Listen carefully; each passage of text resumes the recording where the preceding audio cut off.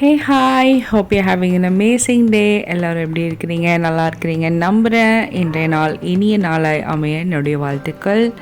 இதே என்னுடைய சேனலுக்கு புதுசாக வரீங்க அப்படின்னா கண்டிப்பாக சப்ஸ்கிரைப் பண்ணுங்கள், லைக் பண்ணுங்கள், ஷேர் பண்ணுங்கள், நோட்டிஃபிகேஷன் பெல் கிளிக் பண்ணுங்கள்.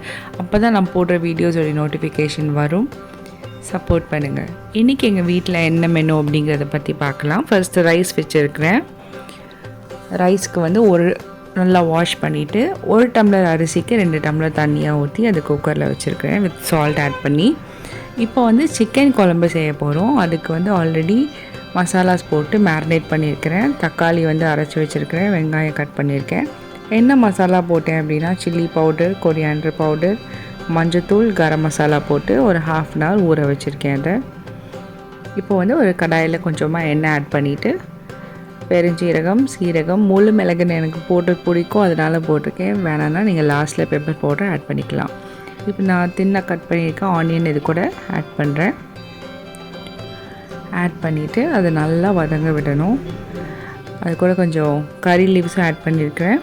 அது நல்லா ப்ரௌன் கலரில் கேரமலைஸ் ஆகிற அளவுக்கு அதை நல்லா குக் பண்ணிக்கலாம். நான் இங்கே நிறைய ஆனியன் எடுத்திருக்கேன். 1 kg சிக்கனுக்கு கிட்டத்தட்ட நான் ஒரு 4 to 5 ஆனியன்ஸ் கிட்ட போட்டிருக்கேன்.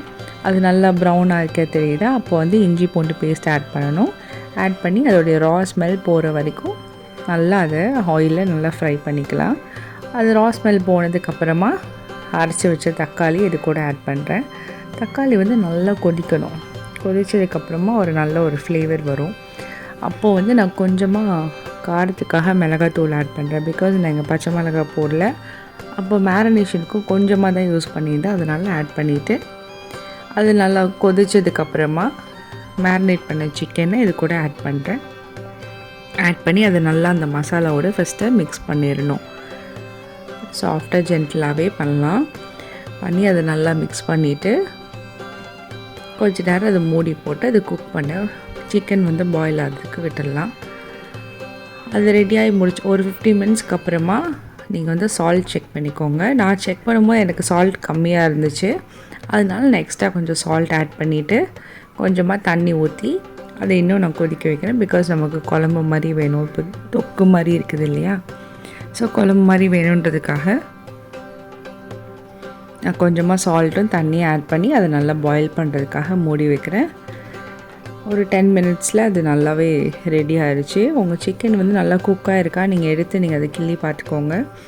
அதுக்கப்புறம் கொத்தமல்லி தூவி அதை வந்து இறக்கிக்கலாம். ஸோ சிக்கன் குழம்பு ரெடி. ரொம்ப ஈஸி தான். நீங்கள் மேரினேட் பண்ணி பண்ணும்போது அந்த மசாலா ஜூஸஸ் எல்லாம் நல்லா அதில் இறங்கியிருக்கும். அடுத்து வந்து கேபேஜ் அண்ட் பீன்ஸ் பொரியல் பண்ணுறேன். பீன்ஸ் வந்து மேலே இருக்கிற அந்த காம்பை நீங்கள் கிள்னிங்கன்னா அந்த நார் வரும். அதை ஃபஸ்ட்டு எடுத்து க்ளீன் பண்ணிவிட்டு என்னுடைய ஃபுட் ப்ராசஸரில் போட்டு அதை நான் ஃபாஸ்ட்டாகவே பண்ணிட்டேன். பாருங்கள் நல்லா அழகாக லேயராக கலராக தெரியுதில்ல? எனக்கு இந்த மாதிரி பண்ணுறது ரொம்ப பிடிக்கும். ஸோ இதை ரெடி பண்ணி சாப் பண்ணிவிட்டு அது கூட ஆனியனே கட் பண்ணிவிட்டு கொஞ்சமாக தேங்காய் எண்ணெய் போட்டு கடுகு நல்லா வெடித்ததுக்கப்புறமா கார்லிக் கொஞ்சமாக க்ரஷ் பண்ணிவிட்டு அதை இதோட ஆட் பண்ணிக்கணும். அதுக்கப்புறமா கேபேஜ், இந்த பீன்ஸ், ஆனியன் எல்லாத்தையும் சேர்த்து இது கூட ஆட் பண்ணிவிட்டு சால்ட் போட்டு கொஞ்சம் சாட்டே பண்ணிவிட்டு அதுக்கப்புறமா கொஞ்சமாக பெருங்காயத்தூள் ஆட் பண்ணணும். ஆட் பண்ணிவிட்டு நம்ம இதை மூடி வச்சு நல்லா அது குக் பண்ணிட வேண்டியதான். குக்கிங் டைம் இன்னும் ஒரு 10 மினிட்ஸ்க்குள்ளே அப்படி நல்லாவே குக் ஆயிரும். தண்ணி நான் தெளித்தேன், பட் நான் ஊற்றலை. ஸோ அதுவே நல்லா தான் இருந்துச்சு. இது நல்லா சாட்டே எவ்வளோ பிரைட் கலராக சூப்பராக இருக்குல்ல? இதை மூடி வச்சு நம்ம கொஞ்ச நேரம் இதை வேக வச்சுட்டா போதும். ஒரு 10 மினிட்ஸ்க்கு அப்புறமா நம்ம எடுத்து திரும்ப ஒரு 5 மினிட்ஸ்க்கு அப்புறமா எடுத்து கொஞ்சமாக வதக்கிட்டு திரும்ப அதை நம்ம மூடி வச்சுட்டா பொரியல் வந்து ரெடி ஆயிரும். பாருங்கள், ஃபஸ்ட்டு எவ்வளோ நிறையா இருந்துச்சு குவான்டிட்டி, இப்போ கரெக்டான ஒரு இதில் இருக்குது. ஸோ பொரியல் வந்து ரெடி ஆகிடுச்சு. இது நான் வந்து ஒரு சின்ன பாத்திரத்தில் மாற்றிருக்கேன். ஸோ கேபேஜ் பொரியல், சிக்கன் குழம்பு அண்ட் ரைஸ், இதுதான் எங்கள் வீட்டில் இன்றைக்கி பண்ண லன்ச் ரெசிபி.